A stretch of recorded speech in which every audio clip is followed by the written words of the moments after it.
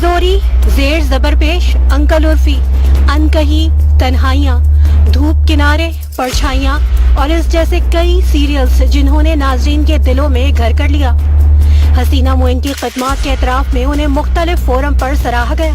हुकूमत पाकिस्तान ने सदारती अवार्ड बराए हुस्न कारकर्दगी से भी नवाजा। हसीना मोइन ड्रामा निगारी में वो मुस्तनद नाम है जिन्होंने उर्दू ड्रामों की नई तारीख रकम की। मैं हसीना मोइन, मेरा ताल्लुक ड्रामे के शोबे से, अदब के शोबे से, लिखती रही हूँ और कॉलम्स लिखे हैं, कहानियाँ लिखी हैं, ड्रामे लिखे हैं, सीरियल्स लिखे हैं जो रेडियो के भी हैं और टीवी के भी हैं और थिएटर के भी हैं। मेरी ज़िंदगी जो है ना वो बड़ी रंगारंग है और बहुत उसमें उलटफेर आए हैं। मेरा मतलब ये है कि मैं पैदा हुई थी कानपुर में, यूपी में। फिर वहाँ पे फसादात जब होने लगे तो मेरे वालिद का ट्रांसफ़र हुआ, रावलपिंडी, आर्मी से ताल्लुक़ था उनका। तो मैंने थोड़ा बचपन वहाँ गुजारा, वहाँ स्कूल में, नर्सरी स्कूल क्लास 1-2 तक वहाँ रही। उसके बाद फिर मैं पाकिस्तान आ गई। पाकिस्तान में हम लोग सीधे पहले कराची आए, कराची से उसके बाद फिर रावलपिंडी हेडक्वार्टर था, हेड ऑफिस पहुंच गए। मेरे वालिद ने वहाँ अपने ऑफिस में बताया कि हम यहाँ हैं लेकिन हम होटल में ठहरे हुए हैं और हमें मकान की ज़रूरत है। एक बात मैं आपको बताना चाहूँगी कि वालिदैन का असर, वालिदैन की तरबियत का असर बच्चों पे कितना पड़ता है। मेरे वालिद ने वहाँ जाके कहा कि देखिए हमें घर की ज़रूरत होगी क्योंकि हमें पूरी फैमिली है मेरे साथ और हम 6 भाई बहन थे उस वक्त। तो उन्होंने कहा कि देखिए पिंडी तकरीबन खाली पड़ा हुआ है क्योंकि यहाँ पर ज़्यादातर हिंदू और सिख थे और वो जा चुके हैं। तो आप कोई भी घर देख लीजिए, चाबियाँ ले जाइए और जो भी हमारा बंदा जाएगा, जो भी आपको पसंद आए तो आप उस घर को ले लीजिएगा, हम लॉट कर देंगे आपके नाम और आप वहाँ रहिएगा। तो मेरे वालिद वहाँ घूमते रहे, मेरे मामू भी साथ थे और ये लोग सारे शहर में घूमते रहे, लेकिन हर घर को जिसे खोल के देखा उसमें पूरा सामान भरा हुआ था। उसमें बाज़ घर ऐसे भी थे, मेरे वालिद बताते हैं, कि जिसमें टेबल पे चाय और चीज़ें लगी हुई थी कि जैसे कोई अभी अभी उठ के गया है। तो मेरे वालिद ने अपने अफसरान से कहा कि बात यह है कि मैं किसी ऐसे मकान में नहीं रहूँगा जिसमें किसी और का सामान है। इस सामान ने अपने मालिक से वफा नहीं की तो ये मेरे साथ क्या करेगा। तो आप ऐसा करें कि इस सामान को हटा ले, निकाल दें यहाँ से, तो मैं घर ले लूँगा, कोई से भी घर ले लूँगा। उसके बाद वालिद का ट्रांसफ़र हो गया था, फिर हम मॉडल टाउन आ गए। मॉडल टाउन में अच्छा मकान मिल गया था हमें और वहाँ पर मैं रही। उसके मतलब हमारे चूँकि फादर उसमें थे आर्मी में, इसलिए उनका ट्रांसफ़र होता रहता था हर 1.5 साल बाद, 2 साल बाद। तो इस तरह मैंने पाकिस्तान के तमाम जगहों पर देख लिया, स्कूलों को भी देख लिया, स्कूलों में पढ़ भी ली और आखिर में मैं लाहौर फिर आए तो हम लोग मॉडल टाउन में रहे और मॉडल टाउन स्कूल से मैंने मैट्रिक पास किया। मैं मैट्रिक पास करके जब मैं निकली हूँ वहाँ से तो फिर कराची आए। फ्लैट था वो, अब उस फ्लैट में हम लोगों को शिफ्ट किया गया। अब उस वक्त मेरी वालिदा की हालत देखने के काबिल थी। वो जिस घर से आई थी कानपुर के, उस घर के मुकाबले में ये घर जो था वो इतना उनके लिए नाकाबिले बर्दाश्त था कि वो 2 कमरों के मकान में कैसे रहेंगी, जबकि वो इतने बड़े मकान से आई थी। उनका अपना कमरा इतना बड़ा था कि जितना पूरा फ्लैट था और उस पर मेरे वालिद को एंटीक जमा करने का शौक़ था। तो वो इतनी खूबसूरत चीज़ें उस कमरे में सजाई गई थी, इतने अच्छे कालीन थे, उनकी मसहरी के پائے جو تھے اس پہ چاندی کے خول چڑھے ہوئے تھے. تو سب سے زیادہ دکھ میری والدہ نے اٹھایا ہے. میں چونکہ چھوٹی تھی اور میرے ساتھ میرے چھوٹے بھائی تھا اور ایک کزن بھی رہتا تھا, تو ہم لوگ تو تفریح کرتے پھرتے تھے. مثلاً یہ تفریح یہ ہماری ہوتی تھی کہ نیچے چلے گئے, اوپر آ گئے, چھت پہ چڑھ گئے. ایک دفعہ ایسا ہوا کہ ہم کوئی بارات گزر رہی تھی, تو اس زمانے میں طریقہ تھا کہ دلہن کی ڈولی کے یا تھی جس کے اوپر سے پیسے پھینکے جا رہے تھے, نچھاور ہو رہے تھے. تو آفاق بھائی نے کہا کہ چلے ہم بھی پیسے, سب لوگ پیسے چن رہے ہیں, ہم بھی چنتے ہیں. تو ہم تینوں بھاگ کے گئے اور ہم نے پیسے چننے شروع کر دیے. اور اس کے بعد بارات چلی گئی تو گنے سب نے. تو آفاق بھائی نے کہا کہ چلے اس کی آئس کریم لیتے ہیں. اچھا, آئس کریم وہ ہوتی تھی اس وقت جو ڈنڈی میں لگی ہوئی چھوٹی سی ایک آئس کریم کلفی ٹائپ ہوتی تھی. تو وہ ہم لوگوں نے خرید لی اور کھاتے ہوئے بڑے فخر سے گھر میں داخل ہوئے. تو میری والدہ نے پوچھا یہ کہاں سے لیے تم لوگوں نے؟ تو میں نے برجستہ کہا کہ اماں ہم نے بارات کے پیسے لوٹے تھے.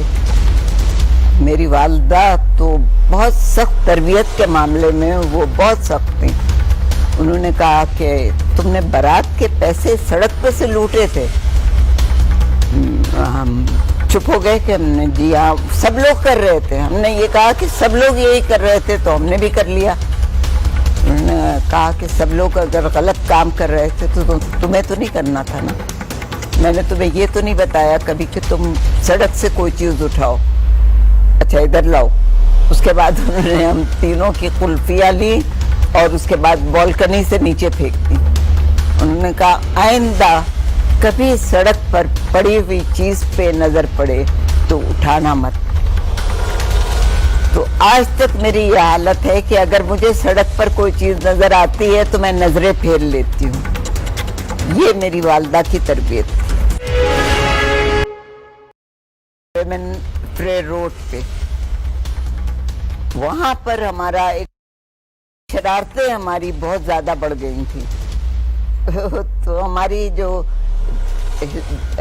جنرل ہسٹری کی ٹیچر تھی وہ مجھے ڈیول کہتی تھی اور سارا کالج پھر مجھے ڈیول کہنے لگا کیونکہ ہم اتنی شرارتیں کرتے تھے. کبھی ادھر جا رہے ہیں, کبھی ادھر کلاس بنک کر رہے ہیں. یہ ساری حرکتیں کالج کے زمانے میں بڑی خوبصورت لگتی ہیں اور میرے خیال میں وہ میرا گولڈن پیریڈ تھا. پڑھائی میں میں اچھی تھی, اس لیے میری لیکچررز جو تھیں, پروفیسرز جو تھیں وہ مائنڈ نہیں کرتی تھیں, مسکرا کے ٹال جاتی تھیں. آج کل کے زمانے میں ایسا نہیں ہو سکتا. میں بھی تعجب کرتی ہوں کہ اگر میں نے جب ٹیچنگ شروع کی تو مجھے احساس ہوا کہ اگر میرے ساتھ کوئی بچی ایسی حرکتیں کرے گی کہ مثلاً کلاس ہو رہی ہے, ہم جولیس سیزر پڑھ رہے ہیں اور اس کے بعد ہم سب 4-5 لڑکیوں کا گروپ جو تھا وہ الگ الگ بیٹھے ہوئے ہیں اور ہمارے ہاتھوں میں سکے ہوتے تھے اتنے سارے. جیسے ہی وہ بہت ہی ایسے مقام پہ پہنچی جو کہ بہت خاموشی چھا گئی سارے میں, سب غور سے سن رہے ہیں, اس وقت ہم نے وہ سکے زمین پہ چھوڑ دیے. اب وہ فرش ہوتا تھا سیمنٹڈ, پورے فرش پر کھن کھن کھن کھن کھن سکوں کی آواز آنے لگی. اب انہوں نے سب نے حیرت سے دیکھا یہ کہاں سے ہو رہا ہے. لیکن اس وقت کی بات, ایک بات مجھے آپ کو بتانا ہے کہ اس وقت ہم لوگوں میں اتنا اتحاد تھا. 100 لڑکیوں کا کلاس تھی, 100 لڑکیاں ہوتی تھیں, لیکن ہر ایک سے ٹیچر نے پوچھا کہ یہ کس کی حرکت تھی. ہر ایک معصوم بن گیا کہ ہم نے تو نہیں کیا, حالانکہ انہیں پتا تھا کہ میرا ہاتھ ضرور ہوگا اس میں. تو یہ چھوٹی موٹی شرارتیں تھیں جو ہماری زندگی کو بڑا خوبصورت بنا رہی تھی اور وہ لوگ بھی بڑا انجوائے کرتے تھے, آپس میں بات کرتے تھے. اسی زمانے میں میرا کیریئر اسٹارٹ ہوا. جب میں سیکنڈ ایئر میں تھی تو ریڈیو پاکستان سے ایک سرکولر آیا کہ تمام کالجز ہمیں 20 منٹ کا ایک ڈرامہ لکھ کے کسی سے بھی لکھوا کے بچی سے اور بھجوا دے, اس کا کمپٹیشن ہوگا, تمام کالجز کا کمپٹیشن ہے. تو ہماری جو اردو کی لیکچرر تھیں سلمہ شان الحق حقی, آپ لوگ جانتے ہوں گے انہیں, شان الحق صاحب تو بہت مشہور ادیب تھے اور سلمہ آپا بھی ادیبہ تھی. انہوں نے میرے کچھ آرٹیکلز پڑھ لیے تھے جو کہ وال پیپر میگزین پہ لگتے تھے. کالج میں ایک وال تھی جس پہ سب لوگ اپنے اپنا لکھ کے لگا دیتے تھے, شاعری بھی, مضمون بھی, کیریکیچرز بھی, تصویریں بھی. تو انہوں نے مجھ سے کہا حسینہ یہ سرکولر آیا ہے اور میرا خیال ہے کہ تم ایک ڈرامہ لکھ دو 20 منٹ کا. میں نے کہا جی 20 منٹ کا ڈرامہ تو مجھے لکھنا آئے گا نہیں, میں نے کبھی ڈرامہ لکھا ہی نہیں. سلمہ آپا نے کہا کہ دیکھو ڈرامہ لکھنے میں کچھ مشکل نہیں ہے, تم ایسا کرو. یہاں پہ ایک بہت تکلیف دہ بات میں آپ کو بتاؤں گی کہ ڈرامہ تو میں نے لکھ کے بھیج دیا تھا اور وہ ریکارڈ بھی ہو گیا تھا, لیکن انہی دنوں وار کے بعد کی بات ہے یہ, اور جب وار ختم ہوئی تو اس دن میرے والد جا رہے تھے اپنے آفس اور ان کا ایکسیڈنٹ ہوا, اور 13 جنوری کو 72 کو ان کی ڈیتھ ہو گئی, وہ ختم ہو گئے. اس کے 10 دن بعد عید تھی. اب ہم لوگوں کے مطلب میں نے اپنی زندگی میں پہلا غم یہ سہا ہے اپنے والد, میں والد سے بہت اٹیچ تھی. تو جب ہم لوگوں کو بلایا گیا سول ہاسپٹل سے, ایمبولینس آئی اور انہوں نے کہا کہ آپ کے والد کا ایکسیڈنٹ ہو گیا ہے, آپ لوگ چل کے دیکھ ان سے کو مل لیجئے.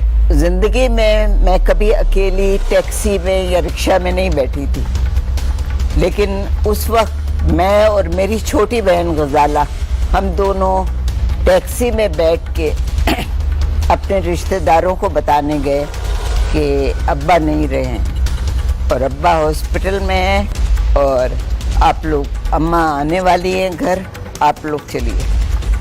اس کے بعد میرے ماموں نے فوراً روک دیا کہ تم لوگ گھر جاؤ اور ہم آتے ہیں.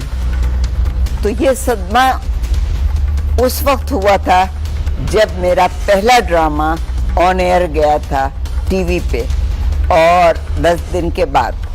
اور اس کے بعد ظاہر ہے دیکھنے کی تو ہمارے ہاں تو کسی کو مہلت ہی نہیں تھی کیونکہ غم اتنا بڑا تھا.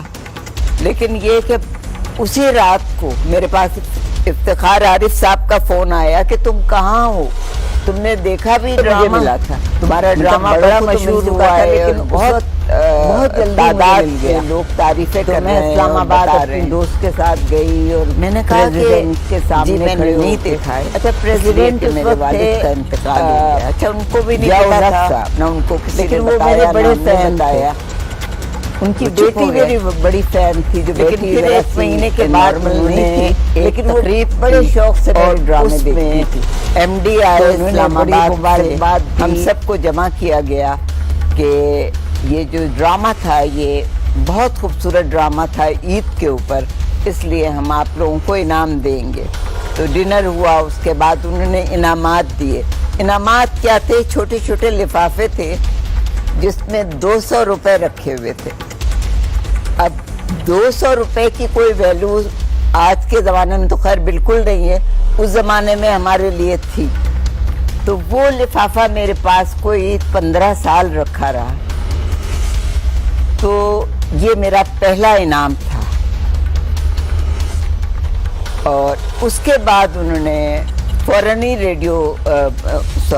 ٹی وی نے, پی ٹی وی نے مجھ سے, کنور صاحب نے بات کی اور انہوں نے کہا کہ بی بی آپ لکھنا شروع کر دیجئے. میں نے کہا میں کیا لکھوں؟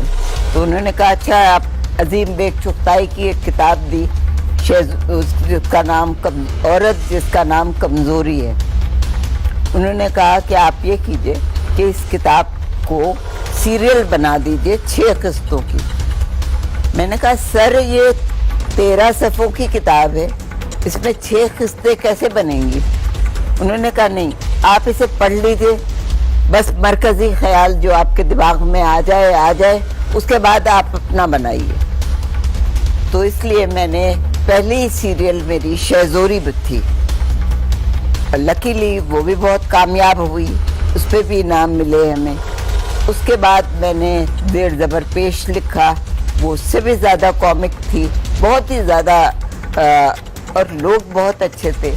اس کے بعد جب انہوں نے کہا کہ کوئی اور کتاب دوں آپ کو جو آپ لکھیں گی, میں نے کہا سر ایسا نہیں ہو سکتا کہ میں اپنا آئیڈیا دوں اور اس پہ لکھوں.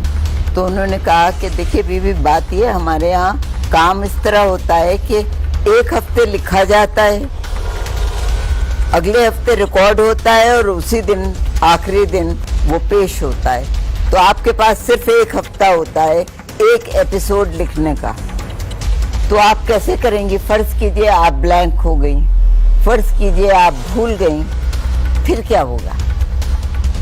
میں نے کہا جی یہ تو ہو سکتا ہے, لیکن میں کوشش کروں گی کہ میں بھولوں نہیں, میں کوشش کروں گی, میں آپ کو 1 لائن لکھ کے دے دیتی ہوں اور اپنے پروڈیوسر سے میں مشورہ کرتی رہوں گی.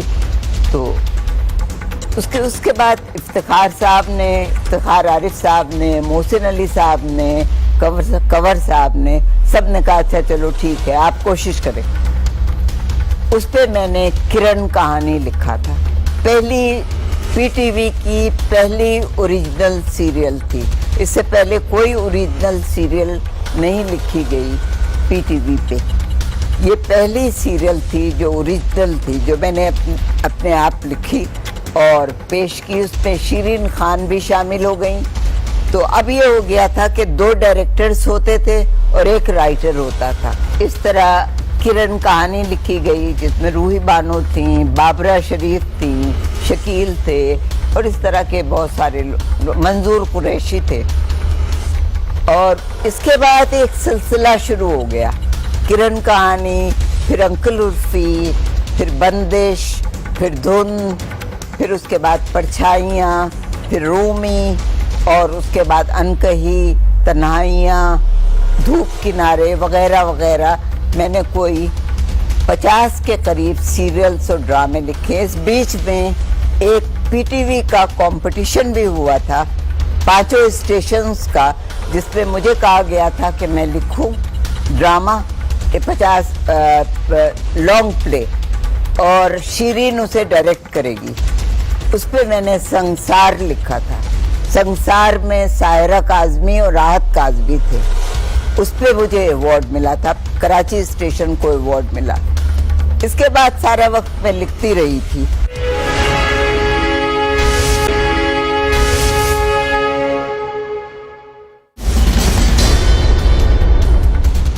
جہاں تک اعزازات کا تعلق ہے تو میں آپ کو بتاؤں کہ پہلے ڈرامے سے لے کر تانسین تک, تانسین و کسک میرا آخری ڈرامہ تھا پی ٹی وی پہ شاید, جب تک میں مستقل ہر اس پہ مجھے ایوارڈ ملائے. پی ٹی وی کے ایوارڈ, گریجویٹ ایوارڈ, نگار ایوارڈز, اور دوسرے اداروں نے ایوارڈز دیے ہیں. تو ایوارڈز رکھنے کی اب میرے پاس جگہ نہیں ہے, تو جو بڑے بڑے شیلڈز ہوتی ہیں وہ میں نے ایک تھیلی میں بند کر کے اپنے بیڈ کے نیچے رکھ دیے, اور باقی ایوارڈز الماری میں سجا دیے ہیں. یہ میری زندگی کا حاصل ہے سمجھ لیجئے. 88 میں 88 میں مجھے صدارتی ایوارڈ ملا, اور وہ اس کے لیے مجھے اسلام آباد گئے, پرائڈ آف پرفارمنس. اور میرے خیال میں اس وقت سب سے پہلے مجھے ملا تھا, مطلب بڑوں کو تو مل چکا تھا لیکن اس وقت بہت جلدی مجھے مل گیا. تو میں اسلام آباد اپنی دوست کے ساتھ گئی اور پریزیڈنٹ کے سامنے کھڑے ہو کے, اچھا پریزیڈنٹ اس وقت تھے ضیاء الحق صاحب, لیکن وہ میرے بڑے فین تھے. ان کی بیٹی میری بڑی فین تھی, جو بیٹی ذرا سی نارمل نہیں تھی, لیکن وہ بڑے شوق سے میرے ڈرامے دیکھتی تھی. تو انہوں نے بڑی مبارکباد دی, ایوارڈ دیا, اور اس کے بعد اپنی بیٹی سے ملوایا, کھانا کھلوایا. تو یہ زندگی میں الٹ پھیر تو ہوتے ہیں, لیکن اگر آپ کام اچھی طرح کریں, محنت سے کریں, پیار سے کریں, اور کام کو یہ سمجھ لیں کہ یہی ہمارا سب کچھ ہے اور اس پہ ہمیں پوری توجہ دینا ہے. تو میں آپ کو بتاؤں کہ میں 40 سال ٹی وی سے باہر نہیں آئی. مطلب یہ کہ ایک کے بعد ایک میری سیریل چلتی رہی مستقل. 40 ایئرس میں نے اپنے گنوا دیے, وہاں گنوا نہیں دیے, اعزاز بھی ملے ہیں مجھے, اور زندگی بھی میں نے دی وہاں, اپنے آپ کو دیا, اپنی تمام کاوشوں کو دیا, اپنے ذہن کو دیا, اور پی ٹی وی کا یہ سرمایہ تھا.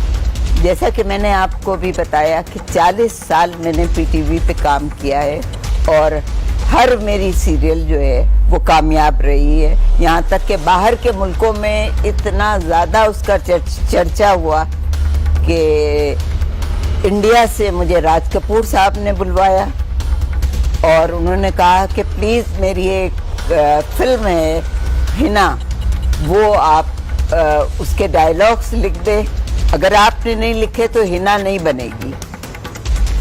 تو 1 سال کے بعد مجھے انڈیا بھی جانا پڑا, میں نے ہنا لکھی انڈیا میں. اور اس سے بھی بڑی بات میں آپ کو بتاؤں, ہنا تو خیر ایک راج کپور صاحب نے جو اعزاز مجھے دیا ہے, شاید ہی کوئی پروڈیوسر کسی کو دیتا ہوگا. اتنا بڑا ڈائریکٹر وہ مجھے لینے آئے ان کے تمام اپنے بیٹوں کے ساتھ, اور لے کے گئے. اور دوسری بات یہ کہ دوردرشن سے ایک لڑکی دہلی سے ایک لڑکی آئی میرے پاس کراچی, چندا نارنگ. اس نے کہا میرے لیے ایک سیریل لکھ دیجئے. خیر وہ تفریح میں ہم نے ایک سیریل لکھی, اور وہ دوردرشن پہ پیش ہوئی. اس کا نام تھا کشمکش. آپ یہ اندازہ لگائیے کہ دوردرشن پر آج تک کسی پاکستانی کا نام نہیں لیا جاتا, کسی پاکستانی کو پیش نہیں کیا جاتا.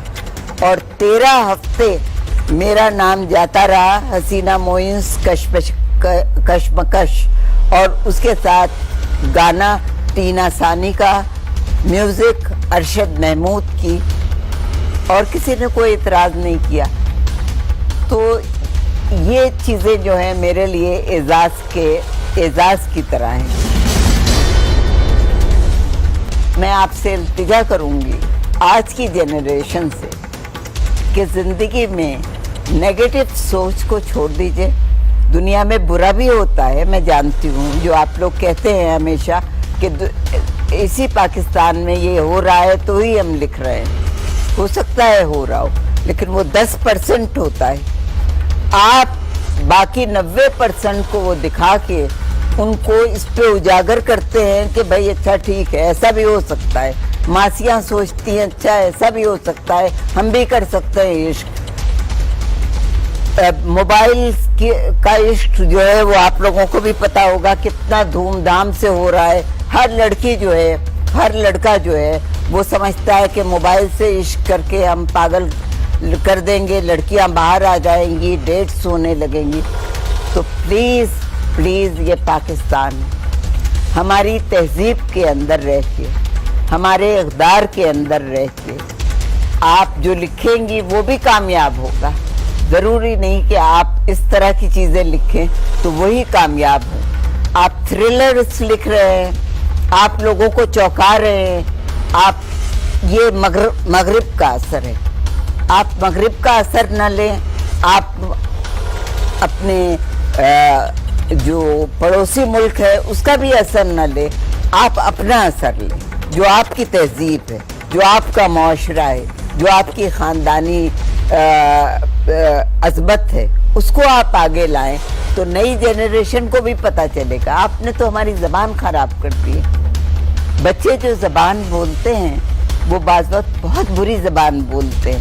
اچھا انہیں احساس بھی نہیں ہوتا کہ یہ جو جملہ ٹی وی پہ گیا ہے یہ کتنا برا جملہ ہے, اور یہ جملہ بچوں کو کیا کہے گا. اگر آپ किसी बच्चे ने आपसे सवाल कर लिया कि इस बात का मतलब क्या है, तो आप जवाब नहीं दे सकती, कभी भी नहीं दे सकती। तो इसलिए प्लीज़ मेरी आपसे रिक्वेस्ट है कि आप एजुकेशन दीजिए, लोगों को इंफॉर्मेशन दीजिए और एंटरटेनमेंट दीजिए, लेकिन हेल्दी एंटरटेनमेंट, खूबसूरत एंटरटेनमेंट। दुनिया इतनी खूबसूरत है, हमारा पाकिस्तान इतना खूबसूरत है, लोग इतने अच्छे हैं, आप उन लोगों का जिक्र क्यों नहीं करते? आप बुरे लोगों को क्यों सामने लाते हैं? बुरे लोग तो अच्छाई देख के खुद ही पीछे हट जाएंगे, आप तो बुरों को सामने ला ला के उनको आगे बढ़ा रहे हैं। यही मेरा पैगाम है और मेरी इल्तिजा है, रिक्वेस्ट है कि आप अपनी डगर बदल दें,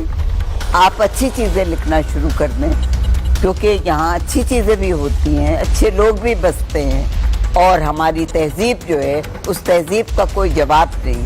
अगर आप अपनी तहज़ीब में रहेंगे, अपने मुआशरे की बात करेंगे, अपने मुल्क की बात करेंगे, मुल्क की मोहब्बत की बात करेंगे, इत्तेहाद की बात करेंगे, तो बहुत अच्छा होगा, मुल्क बन जाएगा, कौम बन जाएगी, आप बन जाएंगे।